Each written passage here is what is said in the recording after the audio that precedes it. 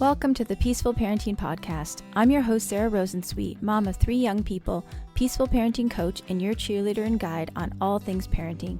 Each week, we'll cover the tools, strategies, and support you need to end the yelling and power struggles and encourage your kids to listen and cooperate so that you can enjoy your family time. I'm happy to say we have a great relationship with our 3 kids. The teen years have been easy and joyful, not because we're special unicorns, but because my kids were raised with peaceful parenting.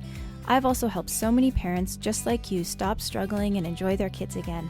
I'm excited to be here with you today and bring you the insight and information you need to make your parenting journey a little more peaceful. Let's dive into this week's conversation. Hey everyone, welcome back to another episode of the Peaceful Parenting Podcast. My guest today is Dr. Sheryl Ziegler, and she is a psychologist and the author of the new book, The Crucial Years, The Essential Guide to Mental Health and Modern Puberty in Middle Childhood.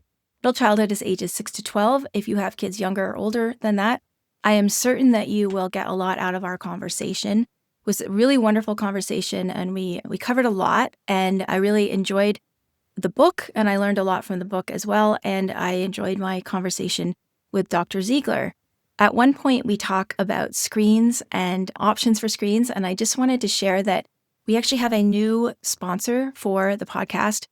And I have never brought on a sponsor before because I really only want to promote things that I personally believe in. Our new sponsor is Yoto Player. Yoto is a screen-free audio player for kids. I learned about the Yoto Player from Corey, who absolutely loves it and said it's one of the most important parenting tools that she has. I recently bought one for my niece, who also loves it. And you can learn more about the Yoto Player by going to our sponsor link, reimaginepeacefulparenting.com/Yoto. And I recommend the Yoto Player a lot, which is why I actually got on board with having them come on as a sponsor. And I find that it's a very helpful tool for parents who want to have their kids have a form of entertainment, listening to stories, podcasts, different audios. You can either buy Yoto's books that are on cards, or you can make your own cards from MP3 files that you have on your computer. It's a really wonderful tool. Please check out our sponsor. That's at reimaginepeacefulparenting.com/Yoto. And I'm just so happy to have a sponsor on board. Back to talking about the podcast, I should have mentioned it while we were talking, but we did have a conversation when we were talking about screens. We were talking about trying to reduce our reliance on screens in cars and airplanes. And I wish I had said to Dr. Ziegler, do you know about the Yoto Player? Because she might not know about it. And it might be something that she wants to recommend to families. In this podcast, we talk about puberty, we talk about disordered eating and body image, we talk about screens, and these are all things that I think no one thinks they need to learn about when their kids are closer to 6 than they are to 12. And that's the big takeaway that I have from Dr. Ziegler's book, is that these things are becoming important for parents to know about and talk about much earlier than we think they are. Again, wonderful book. We'll link to it in the show notes. I hope you enjoy this conversation that I had with Dr. Ziegler. I know I did, and I learned a lot from her book, and I really enjoyed talking to her, and I think you will find it a very informative and helpful conversation. If you did, please send it to a friend, screenshot it, and send it to a friend who you know also needs to hear this. Let's dive in and meet Dr. Ziegler. Hello, Dr. Ziegler. Welcome to the podcast. And I should say welcome back, because this is our take 2. We had tech problems the first time we tried to tape, so I appreciate you coming back.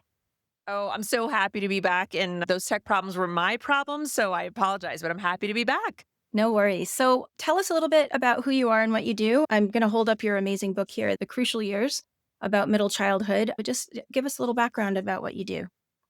Amazing. So I am a licensed clinical psychologist. I have been in practice for over 20 years. So I still run a private practice. I see children and families. And I also am a media contributor, a puberty educator. I teach classes, and I really speak about actually burnout and chronic stress and the impacts on our minds and bodies, our mental and physical health. I do that really around the world. So I do a couple of different things, but it all stems really from my private practice and the treatment and the work that I get to do with kids and families.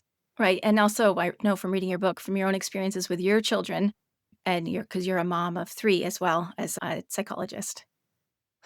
Yes, when I first started writing this book, I had a probably almost 10-year-old and almost 12-year-old and 15-year-old. So I had 2 kids in this stage of middle childhood and one who had been through it and was in, well into adolescence in her teen years. So, yes, I have personally lived it and still kind of in it and also just been around kids this age for decades. So, it's Nice. so exciting to share everything with everyone. Yeah, well, it's a really helpful book, and one of the things you say in the book is that you chose to write about the middle years, 6 to 12, middle childhood, because there isn't much written about them, and that a lot of things can sneak up on parents that they don't think are coming down the line, and that you wanted parents to be more prepared. And I do have a couple of highlights of those things that I want to ask you about, but I also wanted to say I love how you say that this age group is also downright delightful, because I think that's really true. I know. I think so too. I mean, just have even a greater appreciation for them lately. But I do really feel like this book was written in the spirit of it being kind of like a roadmap to healthier adolescence. And the inspiration behind that was just, all of this thinking was coming together during the beginning part of the pandemic. And there was such an emphasis on the teen mental health crisis and what we were seeing in teens with depression, anxiety, suicidal thoughts, hospitalizations. And I wanted to do something about that. And so when I thought about writing a book for teens or like a parenting book for teens, I just was thinking, I don't know that I have that much new exciting things to say that aren't already in some really good books that are out there. But I thought to myself, like, what if I took what I know about the developmental stage before that we call industry versus inferiority. So, what if I looked at that stage and took, all this knowledge about earlier puberty and what we were seeing that's happening in puberty, we still are seeing, and could we prevent some of these things from either even happening in the first place in the teen years or at least have them be so much less severe? And so that's really the spirit of the books. I went into even the research part of it, really wanting to find out, are there little nuggets? Are there just things out there that we aren't talking about that could actually help teens, but not after it already starts happening in the teen years? And now we're just kind of repairing some damage and we're doing some treatment. I really wanted to be proactive and not reactive. So that's the spirit of the book. So the book is great for, of course, parents of kids who have kids 6 to 12, but even parents with teenagers have been giving me the feedback, because sometimes you have one in each stage and they're like, this is just helpful all around. It helped me with my teen as well. And I agree. There isn't very much in here that only applies to 6 to 12-year-olds. It's just the emphasis really and the spirit is to just be preventative. Right, love that. And you do say in the beginning of the book, you say the kids' mental health crisis that we hear about is actually real. It's not an overblown, overreported phenomenon. And so I think it's really important to be looking at the roots of where some of these things, drug and alcohol use or just, eating disorders, things like that, like where they start and where we can actually do something before they become a full blown problem. Yeah, I mean, there were certainly things that I learned. So I definitely, sometimes parent will feel bad like, "Oh, I didn't know these things. I didn't know everything in here either, and I've been working with these kids for a long time." There were some interesting things around those kind of harder topics around eating disorders, body image, substance use. It might surprise people. There's an entire chapter on substance use in a book about kids ages 6 to 12. And that's because kids' awareness, their attitudes toward, their worldview about their bodies, their food, substances, alcohol, nicotine, all of that doesn't start when you're 13 and 14. It starts really young, sometimes as young as a toddler. And some of that information was really new to me too, really struck me. So if something struck me, I put it in here. I have so many pages. I have 56 pages of overflow in this book and an entire chapter. We need to write So another book, I guess, I part know, 2. I know. I've been thinking like, what am I going to do? I'm going to do something with it because anything that didn't make it, it's not because it wasn't good. We just couldn't write 2 books at one time. But, I really, truly, like you said, there isn't a lot written about middle childhood. And I really, truly thought We actually searched it up. So PubMed is, one large database where it's open access, so you can now have open access to research. If you put in infancy and toddlerhood, there are literally almost a million, like hundreds of thousands of research. And then if you put in teens, that's the most. It's got tons and tons of research. If you put in middle childhood, I think there's a lot of numbers, but I'm pretty sure it's like 80,000. Like it's Right. literally about a tenth of the amount of information that we even research, we even pay attention to. So that's one of my kind of really big dreams about this book, is that we're going to realize how much is actually ripe for the picking right in this age range of children. And I'm really excited to see some of the things that we can do differently to just help kids during that stage and even after. So let's dive into one of those things that parents don't necessarily know about, but should know about this age group. And I'd like to start with puberty because I imagine people's ears just went, what, puberty? And like, 6 to, of course, 12, we start thinking that's the time. But you write that a lot of parents haven't even had this sex talk yet, or talked about puberty at all before their kids actually start going through it. So, can you talk to us a little bit about, the importance of talking about puberty and when parents actually nowadays might start seeing some of the signs and what those signs are? I realize that was 3 questions. No worries. I'll answer. And then, if I forget something, just say you forgot. So I think there's probably a lot that's surprising for parents around puberty, because we sometimes feel like, oh, yeah, we all went through it, right? You went through it and I went through it and we've been through it. So we should know what it's like. But puberty today is really different than puberty when maybe parents went through it themselves, and certainly different from a couple of decades ago and 100 years ago. So just to give people some historical content, in the early 1900s, puberty was about 5 years later than it is today. Today, girls and boys, more so girls, are going through puberty at younger and younger ages. So for girls, an average age range could be 8 to 12. And for boys, an average age range would be like 9 to 13. And so what that means is we've got kids that are going through puberty during a time where they should actually still be solidly in middle childhood. And there is a big difference, right? So once you start going through puberty, you now your body and your brain are going through hormonal changes, which makes you look, sometimes physically, and sound much more like what we expect a teenager to sound like, because the hormones are running through, they're causing moodiness, they're causing discomfort within the body. All of a sudden, you've got these new interests you never had before. And you also get disinterest with things that people are like, wait, what do you mean? You don't love softball anymore, or you don't want to play with your toys or your dolls anymore. And so there's so much to understand, meaning if you see the physical signs, let's say you see physical signs in a 9-year-old girl, and maybe she's just started to develop breast buds, and you're a parent and you're like, gosh, yes, I have noticed that. First of all, parents want to be in denial. So they'll be like, what? I don't know, maybe not. She's But too young. Yeah.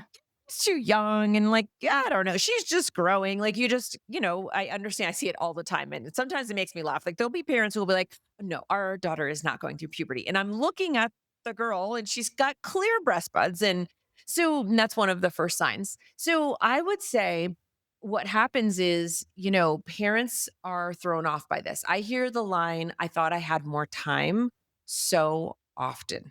And so when you see the physical signs, that means about a year ahead of that, puberty was already starting, but it was starting in the brain. And so that's why, there's been some outlets that have picked up, writing about the book, and most of them use some version of a headline of something like, "Oh, that's why my 9-year-old seems like a moody 13-year-old." And that's even internationally. Those are the headlines that, these writers are putting to this article, because when you have a kid who is going through those changes, those hormones are making them feel like they want to be alone sometimes, like they love you and then they hate you, and they want you near and they want to push you away. And we really do associate that with teens. So I would say if you're listening and let's say you don't have a kid who you feel like is going through the earlier end of average of puberty, I would say, but you still need to know about this, because their friend or their schoolmate, their teammate, their neighbor is going through it. They are around kids that are going through this, and we're not talking about it. And even when educational systems are doing some education around it, it's incredibly varied because it's not standardized what they need to teach. The ages are usually too late. So a lot of times we see this in 4th and 5th grade, which means many kids will already be going through this. And I don't think that there's enough engagement with families because, like, when you read the book and you can tell me what it was like, and other people, parents read it, you get triggered sometimes. You realize, like, oh gosh, yeah, that whole acne thing, or I got made of fun of for smelling, or I didn't have a bra for a long time, or I got my period and I never told anybody for so long. Like, I've been doing this for the puberty classes for 13 years. I know what people say because it's a parent child class. So I know how the girls feel. It's just girls, the one that I do. And then I know what their moms will raise their hands and say, nobody ever talked to me. Oh my Yeah. gosh, if my life would have been so different had somebody ever taught me any of this. Yeah. When my daughter was little, quite little, a girlfriend of mine, her daughter got her first period and they had what they called it a red party. And she invited all of her close women friends and a girlfriend or, one of her friends from school or two. And we ate red food. We all wore red. We drank red drinks and everyone gave her a present. And it made such a big impression on me because, I remember getting my first period and feeling kind of freaked out about it. And it wasn't ever anything that I looked forward to. But my daughter, because she knew about this, she would always say to me, like, Mama, when am I going to get puberty? She called it, when am I going to get puberty? And we'd talk about puberty. And she would talk, we would talk about who she's going to invite to her red party. And she would always list all the women in her life. And then she'd say, and data. Like, okay, well, we'll see when you get there. She was still quite young, but then when she did get her period, it was like something to celebrate, right? It was not, I mean, as much as you can celebrate bleeding every month for the next, 40 years or whatever, but it was something to celebrate. And she didn't feel any shame about it. And I think we did a good job of really normalizing the whole body changes process. I mean, it's so beautiful. It's so exceptional that you and your friend and, maybe a small group of women did this. And I remember reading about those things and thinking like, wow, that's so rare. That's so amazing. And from day one, I had incorporated something like that into this class. This is a class that was inspired by a course that my friend took with a nurse. And so that was really focused on the physical part. So when she told me about that, I decided to just create from scratch, like a course that would cover the physical, social, and emotional. So, and that I would only do it parent child. And so when the parents are in the room after I'm done with the scary physical part, and the girls do cry. I mean, not all of them, but sometimes a couple girls will cry. Sometimes couple girls will kind of crawl into their parents' lap.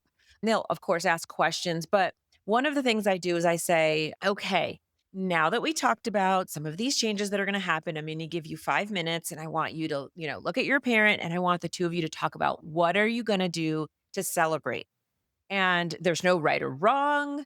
Don't compare to anybody. Just privately talk about that. And then, I give the class a couple minutes and everyone talks. And then afterwards, I say, if anybody wants to share, would love to hear. And I hear so many different things from, I think I'll want to get my nails done. Or one girl, we all laughed, was like, I think I want to get a skateboard. And her mom was like, are you just trying to get a gift out of this?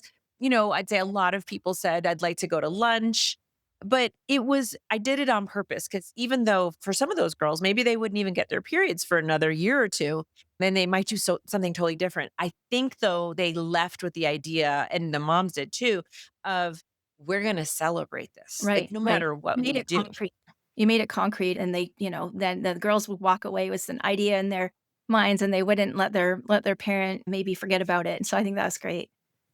Yes, exactly. And it's beautiful. And in other cultures and countries, they have this. So some do, many don't. And then there's the opposite. And in some different cultures and countries, there's a lot of shame around a young woman's menstrual cycle. So we're all over the place. But from having done this for so long, I know that in terms of really focusing on mental health and self-esteem and the confidence that we want to see in our kids. We want to talk about puberty. We want to normalize it. We want to validate all of their questions and their insecurities and fears. We want to validate that it's normal to have those, and we want to give them good information. Because if we're not giving them good information, kids this age are curious and they're supposed to be very curious.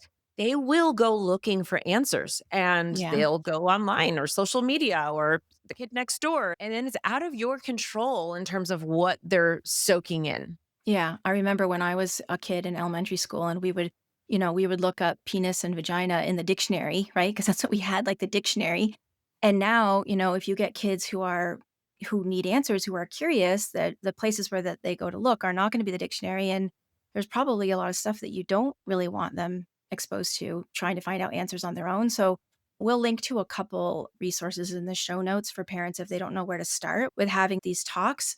And I just think it's super important. And I also want to say it's sad that there's not a non religious ceremony type thing for boys. Like for girls, it's just such an obvious like moment, right? Like here's your first period. And for boys, puberty, is much more gradual. And there's not like a one thing marker that says, okay, you've made the change now. But that's why I love that Jews have the bar and bat mitzvahs. I think that's such a lovely ceremonial way to mark that transition into adulthood. And I'm thinking of like quinceañeras. I have heard that boys are starting to have quinceañeras too, which is kind of cool. But it's too bad. We need to invent something, Cheryl. We need to invent something that's like a non religious, culturally specific ceremony thing that all kids can participate in with their families. I love that. I'm going to write that down. Yeah, and even if we just make it up, right? Like I was saying, I give the parents the idea to do this. I mean, I am so excited. I'm be creating a boys course soon, but yeah, that celebration piece I think is so important. I will just share what I did because I have two boys. So I have one girl and two boys. And my 15-year-old, he's still going through all of his changes. I don't think he's done by any means, but and then I have a 12-year-old. And so with the 12-year-old, I just kind of mark everything. So we were just taking him to camp last week and he had a very clear, obvious, well, it was funny because he had long hair like so many of the boys do, and he got a buzz cut for the summer. And like underneath all the hair on the forehead, there was a pimple. And, so I try to you have to know your kid and what'll work with them, but for him, I tried to say like, "Oh, look at you. You have a pimple here. You know what this means. You're turning into a young man." So I actually made the pimple a positive Right. thing. I love that. Yeah, and it's just funny, or like when we were packing, he doesn't yet need deodorant, but I said it almost was probably just a habit. Like I said, "Oh, and do you want to pack deodorant?" And he was like, "Yes." And he was like serious. So this one wasn't a joking moment. And then I had the thought of like, he doesn't actually really need deodorant yet. But I put it in there and I just said, this deodorant, once again, lets us know that you're becoming a young man and your body is doing what it's supposed to do. Love Right. that. So even though right now you and I have not created the amazing celebration, I think for boys, we do see things in them. And just for the listener, the first physical sign that a boy is going through puberty is an enlarged scrotum and then his penis grows. And so again, we don't usually see that. You're, usually done bathing and, some kids still do, but probably they're done walking around naked or they shortly after will start becoming a lot more private. So we're not going to probably see that first sign, but we need to let them know that's the first sign and tell them I'm not going to be able to see it. You may or may not even notice. I mean, one day it'll just come to you. But I think like the cracking of the voice, I think that's another one. Like my older son, he had just like last summer, there was one kid in a really tight friend group that's at our house a lot. And his voice just cracked all the time. Like I've never heard a kid's, boy, particular voice crack so much. And sometimes he would laugh. So I was like, I knew I wanted to address it. And I'm like, how am I going to go for this? Right. Because he didn't seem overly embarrassed, although he might have felt, but he laughed about it. And the boys were so great. Like nobody really made fun. It was like just something. It was a thing because it happened so often. Yeah. And so I use that as an opportunity to say, you know what's so amazing? Your voice is cracking because it's working hard at finding its deeper, like male, lifelong adult voice, which is so cool. I wonder what it's going to sound like. Right. So then I was curious about it. And I said, I don't know how long it'll be, but I bet you like next summer, we're all going to even forget that this was a thing. And I love it so much. I don't want us to forget, so Yeah, and he went along with it and it was great. So just find ways with boys to mark the changes that are happening to them, I think in a positive, normalizing light. I love that. And I just want to say, middle school teachers everywhere will thank you for offering the deodorant before. And, if parents follow up with that with their own children, middle school teachers everywhere will thank you. I remember actually, I think it was in sixth grade, my kid's sixth grade teacher had a big talk with the class. And she said every year at the beginning of the year, she has to have a talk with the class about everyone has to wear deodorant. If you need any, come see me. But you have to wear deodorant in my classroom, which I just thought was hilarious. I do too. That's so funny you say that. And I love that you brought that up because I actually was watching, I saw an Instagram video a couple of days ago, and it was another puberty educator. And she was talking about how, like, she was sort of tiptoeing around her kids' like puberty signs, like stinky feet and smelly armpits and all of that. And then she said that one of her older kids called her out and was like, Mom, like, why don't you just say what it is that you're trying to say? And so for her, she was like sharing with people, like, yeah, I guess like there is still a part of me that was uncomfortable and I was tiptoeing around it. And I write in the book, like, I have a swing room in my office. And so when my clients come in and they take their shoes off, and I mean, they usually smell so bad. And I will pick them up or sometimes I don't even pick them up. I say, "You pick them up and put them in the hallway. Let's torture people in the hallway. This room is too small." And, once in a while, someone will be like, "Well, not every kid has that kind of sense of humor." And I'm like, "They don't." I mean, it's my job to, like, feel it out. But I will tell you, I think that almost every kid appreciates like the opportunity and the space to talk about it. Like, it's not like I just say that and then I just ignore it and go on. It's like sometimes I'll just throw in a random fact like, do you know why your feet are so stinky?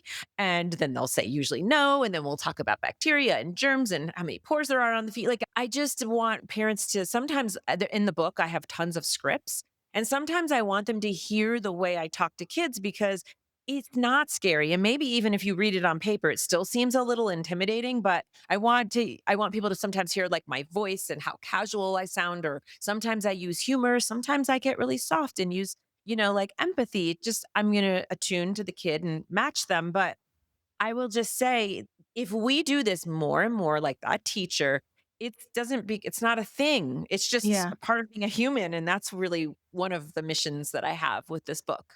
Yeah, talking about things takes the shame out of them, right?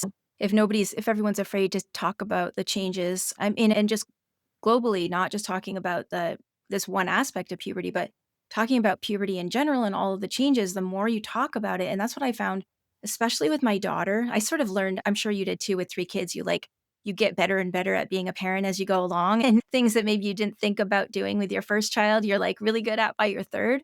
But, I think talking about sex really early, talking about, in an age appropriate way, talking about bodies and talking about puberty made it so that she was so comfortable asking me questions, and even sometimes she'd ask me questions that I was a little bit like, "Oh my goodness, I can't believe she's asking me that question." But she had no shame around it, right? Like it was like, I can talk to you, and she's just turned 18, and still at 18, she will talk to me about sex, right? And bodies. And it's just like not a thing because we started talking about it when she was young. And that's what I love, takeaway about this book is, it's often, and I was actually just talking to a client a couple days ago who has an 8-year-old. And I said, have you, started talking about sex and bodies yet? And they said, no, isn't it too soon? And I was like, absolutely not. Like the earlier you can talk about it, and I'm just going to say again in an age appropriate way, the better it is for your kid. Because that, often kids too, if you don't bring it up, they think it's not okay to ask questions about it. But so don't wait for the questions is my point. And I think you do a really nice job about talking about that in your book. Oh, thank you. Yes, I think, you said it all so well. And what I'll say is, if you can, let's say at age 6, start normalizing conversations, let's say about puberty, I promise it then generalizes to just other conversations and Mhm. maybe hard conversations and mental health stigma and anything, death, dying. Just try to remember how curious a child's mind is. And they have so many questions on their mind. So if you can start with, normalizing and just talking about and creating this like a way that you communicate with your kid. Like we all have a nuanced way that we communicate with kids that will actually last a lifetime. And you'll have an 18-year-old, you'll have a 24-year-old, you'll have a 30-year-old that still wants to come to you because they're like, oh my gosh, this thing is going on. And of course, you're the person I'm going to talk to because we've done this my whole life. I don't have a single memory in my life where we didn't have hard conversations or just sort of uncomfortable conversations. That's what we do. And that's just, I think, an invaluable gift of starting communication early. And the word, well, communicate with your kid or talk to your kid. That can sound so, like, oh my gosh, that's all you've got? Like, Where do I talk to start? my Yeah. kid? Yeah. But, it's really actually, I find, and I think the research finds, it's actually one of the very most challenging aspects of raising kids is knowing how and when to communicate with them. Mhm. There was a lovely I'm pretty sure it was in the New York Times that, like, sometimes they have, like, little movies and things. I think it was on there through them that I saw this, and it was a short film that someone had made who was, talking different adult child and parent duos talking to each other about sex. You know, men and women in their 30s, 40s, 50s talking to their older parents about sex, and most of them had never ever talked to their parents about sex before, and their parents had never talked to them about sex, and this is a total sidebar from your book, but I just wanted to tell you about it because it was really moving, like, they all found it very moving to have these, like, intimate conversations with their parents in a way that they hadn't before, and I just wanted to add that in as a plug as, like, in peaceful parenting, we talk so much about connection, and when we can talk about these things, it's really in the service of not only preparing kids for the changes, in this case, what we're talking about, puberty, but really a way of connecting with your child and building that intimacy and the trust and that relationship. Yeah, absolutely. I have a section in the book that talks about, how to have like the sex talk with a kid. And I have a stat in there it's very interesting. Someone did a survey, and I think it was a full research study. It was probably part of it. And the question was, have you ever spoken to your child about sex? Right. And then if they said no, they said, do you plan to? And I think it was upwards of like 30% of parents flat out said, nope, I never plan to. This is so uncomfortable. So, this is a very real thing. Saying, like, hey, talk to your kid about X, Y, and Z is very hard for many people. And I ask people to do this, the reader to do it many times throughout the book. But sometimes I'm just like, okay, now stop and reflect, right? Who talked to you about just any part, not just puberty, anything in childhood that was kind of deeply meaningful besides, put your toys away, do your homework, just actually talk to you. And there's so many adults walking around with those wounds inside of just saying, like, nobody talked to me really about Mhm. anything. And I was suffering and I had nobody to go to. And I find that to be so incredibly sad. And I also believe that each and every parent that even right now is not really talking that openly with their kids around it, it's not because they don't care. It's just because they have not experienced it. They Yeah, they just don't know don't know how to how. do it. Yeah, Mhm. and you do a beautiful job of that in your book, of those scripts. At this point in the podcast, our listeners would be forgiven in thinking that the only thing you wrote about was puberty because we've had so much to say about it. So I want to just shift gears a little bit. You and I clearly both like to talk, and maybe we'll have to restrain ourselves a little bit to not go on each more topic for half an hour. That said, I would love to talk about body image and disordered eating, and then I would also love to hit on screens. Maybe we could start with screens. I can't tell you how much I do a radio show like every Friday on this AM radio in Ontario, and every single week there's a parent asking about screens. Like every client I talk to, they're asking about screens. It's really become so, the issue has become so front and center, I think. And so your book is organized in terms of paradigm shifts. And so can you just say what the paradigm shift around screens is? And then maybe we can talk a little bit about what you recommend in terms of the screen issue that parents are facing today. Absolutely. So, screens so far is the number one most requested and talked about topic out of this book. And I'm actually really proud of this chapter because it's really like nothing that I've seen, which is it's really about like the title is not even screens, it's called Preteens and Success. And then it's like creating health, digital healthier life for your kid. So each chapter does have a paradigm, meaning like, okay, this is the way we think of it now. So the paradigm in the screens chapter is like screens are just a part of our lives now. There's kind of nothing. What are we really going to do about this? It's everywhere. It's in schools, it's at home. It's like a nightmare, right? And then the shift that I say is screens have detrimental outcomes for kids, and you can do something about it. Companies are responding to parents' advocacy on this issue. They're putting in guardrails, they're putting in limits and restrictions and monitoring. It's your job to teach and model moderation. With an investment of your time and energy, you can set your child up for a successful and better balanced relationship with technology. This is hard, but it is not impossible. I love that. So what do you recommend? I mean, I just have to say yesterday I was and first I always want to stop and say I understand that some parents need to rely on screens a lot more than they are even comfortable with because they are having some challenges in their life or they have some struggles where this becomes necessary, right? So this is like no judgment zone in terms of other people's screen habits. At the same time, I get so bummed out when I see little kids in strollers with tablets and phones. And I live right next to a very large, sort of like the equivalent of Central Park in Toronto. And I see little kids all the time in strollers with screens. And yesterday I saw one and a little kid in a stroller, and I was like, oh, he doesn't have a screen. And then I looked more closely and saw the phone in his lap that he had just looked up for a second from something. And obviously, that's younger than the age group you're talking about. But what are some of the general recommendations that you lay out for parents to avoid screens being so, detrimental, as you say, and so ubiquitous? Yeah, I will do my best to be succinct. So, the first thing I'll say is it's interesting to look at the guidelines because they have shifted. It used to be the American Academy of Pediatrics said 0 screens for kids under 2, and it's like seemed like, of course. Now they shifted and it says 18 months and younger. And then with the 18 to 24 months being like, high quality, that's an emphasis, high quality educational content that is, co-viewed with a parent. We're I want to point that shifting. out that you just said co-viewed because I think that is something that parents don't actually know about. Yes. So here's what that means. It's funny. We're like going, it's funny, we meaning like where we are with screens and just trying to figure out how to have a healthy relationship with them. It's kind of like we're stepping back in time and going, oh my gosh, remember the days of TV? That's like no big deal anymore, right? And like, oh, I'd take a TV any day. And then we're trying to step forward and saying, like, hey, but here's their future, and their future is so tech heavy. So co-viewing is an important point. This is going to sound probably as simplistic as communicate with your kid.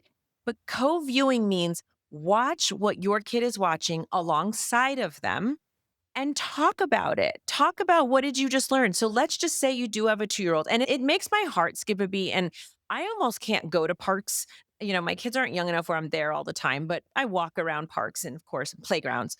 And I almost can't even like look sometimes because not only are many kids on a screen, I've seen kids in bucket swings holding an iPad, right? Like, so not only are kids on screens, but the person pushing them on the swing is also on a screen. Mm. And you're really missing out on a really beautiful opportunity to be talking about colors and numbers and clouds and smells and observations and giggling and eye contact. And right now I am focusing on the 5 and under because that's like all the good stuff that you're supposed to be doing, for healthy attachment and bonding. So, what I'll say is I just talked about this on Monday on a big segment I was doing, and we did a post segment to it. And she said, but what if the interviewer said, but what if I'm on like an airplane ride with a kid? And I think her kids are like 3 and 1 or something. And, she's probably talking about a 3-year-old. So let's say you're on a long flight with a 3-year-old, or you're in a long car ride.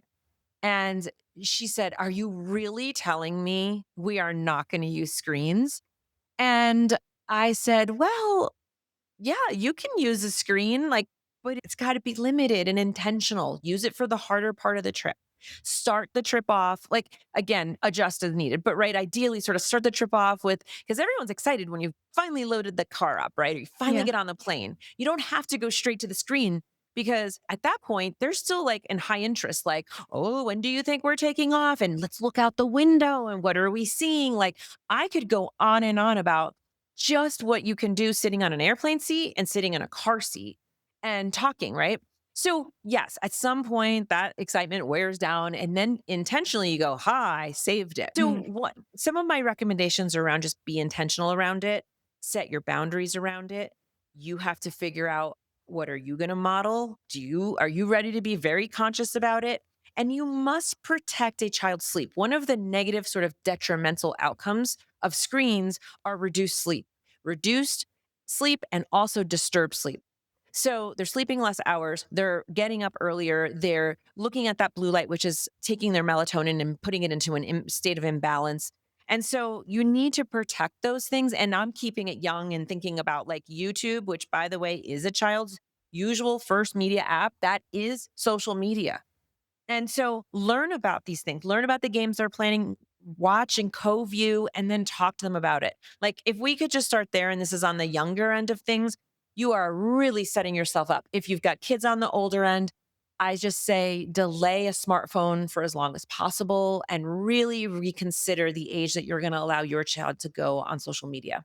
Yeah, I mean, they're legally 13 is the age for social media, and there's a lot of consideration happening. I think Australia just passed something that's 16, and I think that's a fantastic idea. In your book, you also talk about how you encourage people to talk to their friends, the parents of your children's friends, and everybody kind of gang together and agree that we're all gonna wait on this. There's that wait until eighth movement, but I just think that is so smart, just delay. And I've been starting to think that what the shift I would like to see is not when will I get my child their first phone or tablet or whatever, but if, right? Like that it's not a given that this is a good thing for kids.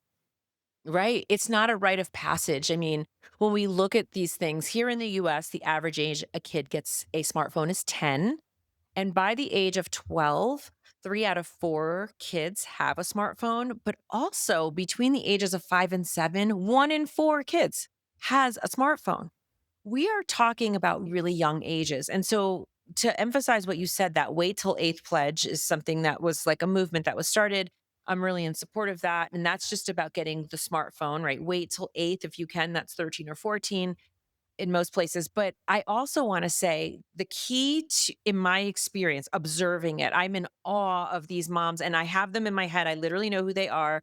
They're my clients. I called them the renegade moms. And this was years ago. And these renegade moms, in my mind, were the moms who were like, yeah, I don't really care that everyone in fifth grade has a phone. We're not doing that.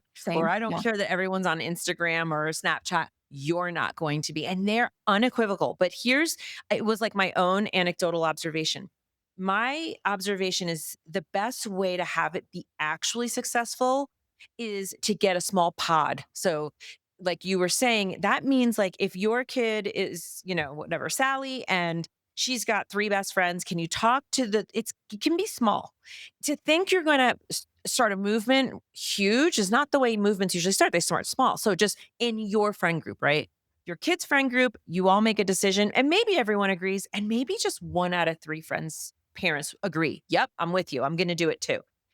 There is data to show that just when you have even one person, never mind like maybe even your whole closest friend group, that's in the same boat, "Oh, we're the ones that don't have the phone. We have a We're dumb the mean phone," or we parents.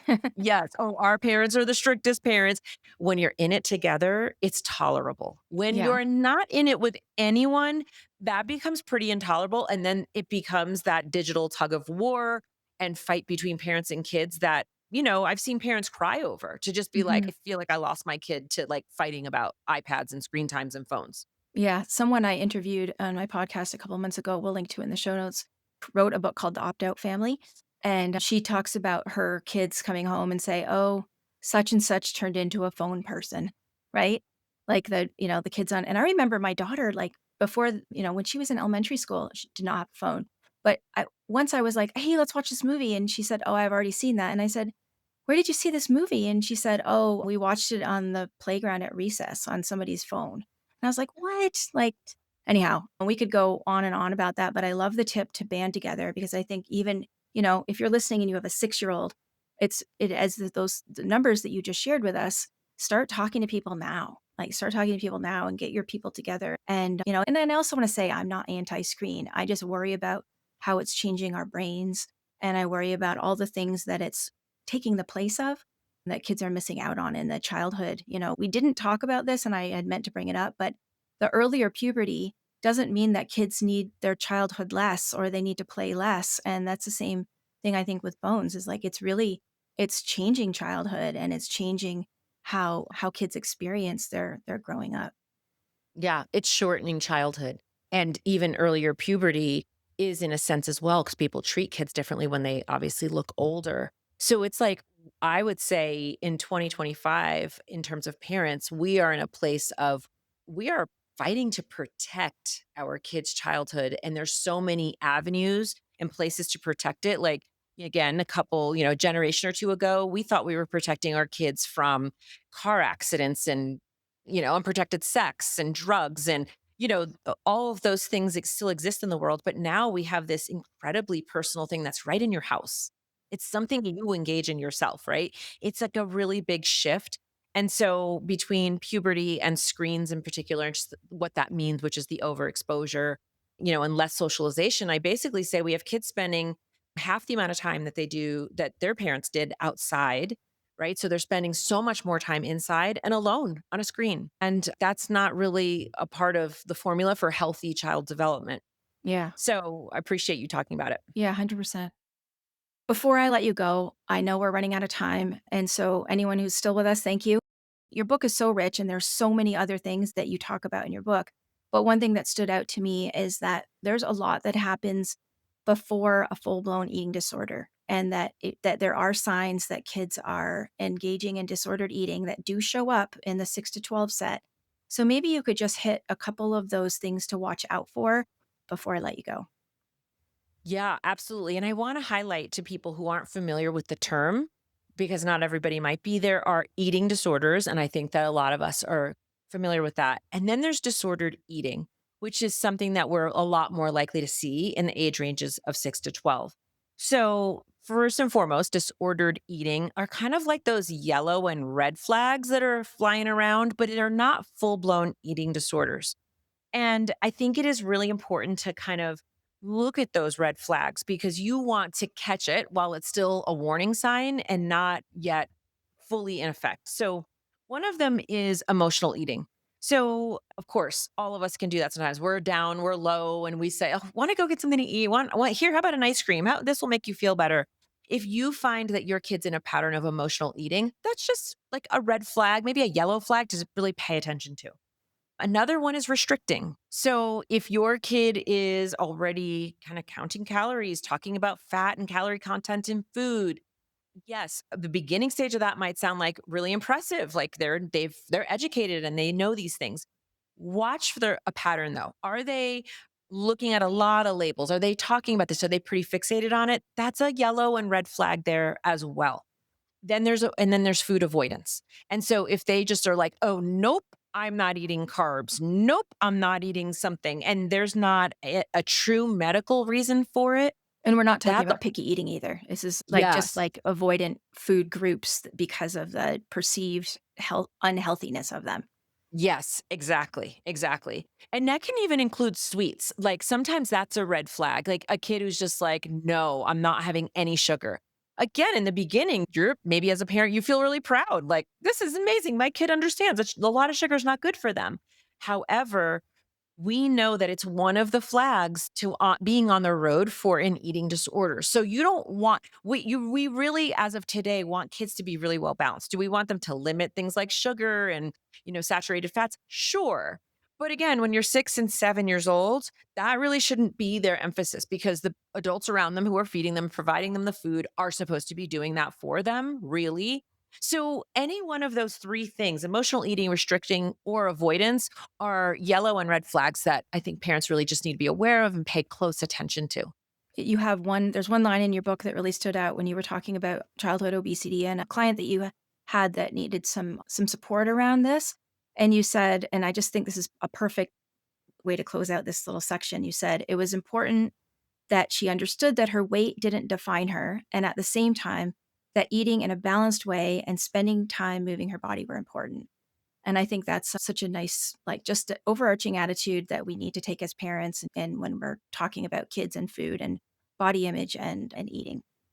So thank you so much for coming on. I'm going to ask you the question that I ask all my guests on the podcast, which is, and this can be, your answer can be about anything, not limited to our topics today.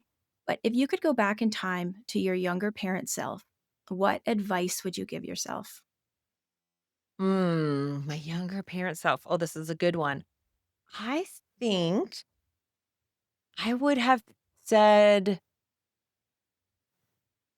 I- it's just what stands out for me right now. I have no idea why, but I felt a lot of pressure, self pressure, really, but a lot of pressure around nursing Mm. and felt like a failure when I wasn't nursing at all in the way that I wanted to, especially with my first. It was nearly non existent. And I just would have been like, oh, just go easy on yourself. We have plan A and plan B and sometimes C and D, and they're all fine. It's all the way it should have been. I think that's something I would have told myself because that was right out of the gate. That was like day one where I was like, oh my gosh, I'm already failing. I'm Yeah, a already lot of failing at moms. something. Yeah, a lot of moms who can't breastfeed or choose not to breastfeed really feel a lot of shame and feel like failures. And I love that you called that out. And I think also just like zooming out, you and I both have the perspective, me even more so than you, of like kids older. And there's so many things that seemed like such a big deal while they were happening. And now with hindsight, it's like, oh my gosh, like I wish I hadn't spent so much time worrying about that or stressing about that. Cause it really, like I often say, is this something you're going to think about in 50 years? And if not, probably just let it go. Yeah, I love it. I think that's such great advice. And it's hard. It's really hard to get out of that. And I'm still so in it, right? So yeah, another decision was like I just agonized over like education and which kindergarten and what school should they go to. And those are important decisions. It's not to say they weren't, but man, did I put a lot of pressure on myself around it. So yeah, there's a lot of like kind of trust the process. I think it's hard though. So I'm hesitant to say like, oh, I just wish I would have trusted the process more. And hindsight is very easy to look back and go, "Oh, yes, everything worked out." It always does. But yes, like just being easy on yourself. And I think that's advice like that can apply, at least for me, continuing to go forward too. Love it. Best place for folks to go to find out more about you and what you do. We'll also put the links in the show notes.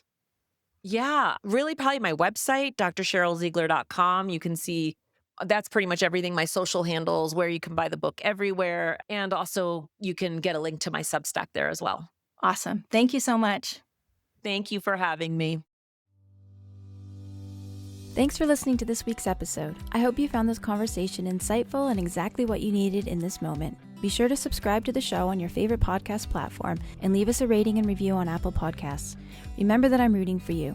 I see you out there showing up for your kids and doing the best you can. Sending hugs over the airwaves today. Hang in there. You've got this.